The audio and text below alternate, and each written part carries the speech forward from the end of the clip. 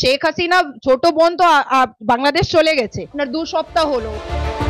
Doctor Mohammad ইউনূসকে জেলে যেতেই হবে, কারণ শেখ হাসিনার বোন শেখ রেহানা 2 সপ্তাহ আগে বাংলাদেশে চলে এসেছেন। আগামী 1 থেকে 1.5 মাস পর শেখ হাসিনাও চলে আসবে বাংলাদেশে। ভারতীয় সংবাদ মাধ্যমকে এমন তথ্য দিয়েছেন দেশটির এক নাগরিক। এরপর থেকে সামাজিক যোগাযোগ মাধ্যম ফেসবুকে চলছে তুমুল আলোচনা। কেউ কেউ প্রশ্ন তুলে বলছেন, গণ অভ্যুত্থানে পালিয়ে যাওয়া শেখ রেহানা কিভাবে বাংলাদেশে এসেছেন। মোহাম্মদ ইউনূসকে জেল খাটতে হবে, তখনই বাংলাদেশের যা হিন্দুরা আছে তারা সুরক্ষিত থাকবে, না হলে সুরক্ষিত থাকবে না। এখানে শেষ নয়, শেখ হাসিনাকে পরামর্শ দিয়ে ভারতীয় এই নাগরিক ওই গণমাধ্যমকে জানান, নরেন্দ্র মোদীর সাথে শেখ হাসিনাকে কথা বলতে হবে যে সেনাবাহিনী আপনার থাকবে, দেশ আমি চালাবো নিজের ভাবে, তখনই বাংলাদেশের হিন্দুরা সুরক্ষিত থাকবে, নয়তো থাকবে না। আগামী 1 মাস 1.5 মাস পরে আপনি দেখবেন শেখ হাসিনাও ওখানে চলে যাবে। নরেন্দ্র মোদীর সঙ্গে শেখ হাসিনাকে কথা বলতে হবে যে আর্মি আপনার থাকবে, দেশ আমি চালাবো নিজের ভাবে। যমুনা স্মার্ট রেফ্রিজারেটর, স্মার্ট লাইফে স্মার্ট রেফ্রিজারেটর।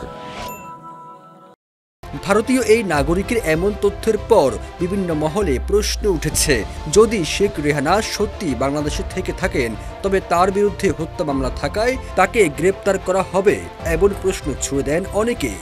তবে বাংলাদেশের নেটিজেনদের মধ্যে অনেকেই বলছেন, ভারতীয় গণমাধ্যমগুলো বাংলাদেশ নিয়ে পরিকল্পিতভাবে যে মিথ্যা সংবাদ ও গুজব ছড়াচ্ছে এটি তারই একটি অংশ।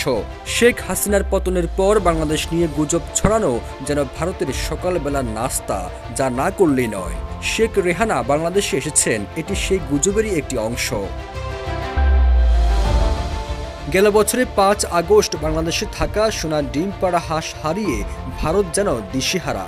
এরপর থেকে অন্তর্বর্তী সরকার থেকে শুরু করে বাংলাদেশের অভ্যন্তরীণ সকল বিষয় মিথ্যা সংবাদ ও গুজব ছড়াতে যেন কোমরে গামছা বেঁধে নেমেছে মোদী সরকার ও দেশটির গণমাধ্যমগুলো। যেসব তথ্যের সাথে বাস্তবের কোনো সম্পর্ক নেই, শেখ হাসিনাকে বাংলাদেশের ক্ষমতার চেয়ারে বসাতে যেন মরিয়া মোদী সরকার। ছাত্র জনতার গণ অভ্যুত্থানের মুখে গেল বছরে 5 আগস্ট শেখ হাসিনা পালিয়ে ভারতে আশ্রয় নেন। এরপর থেকে তিনি সেখানে অবস্থান করছেন। তবে তার পালিয়ে যাওয়ার পর শেখ হাসিনার 3 মেয়াদের মন্ত্রী, এমপি ও নেতাকর্মীরা বিভিন্নভাবে দেশ ত্যাগ করেন। এর মধ্যে অনেকে দেশ ত্যাগ করতে গিয়ে গ্রেপ্তার হয়ে কারাগারে আছেন, আবার অনেকেই দেশের ভেতরেই আত্মগোপনে আছেন। সবুজ আলম, ইত্তেফাক।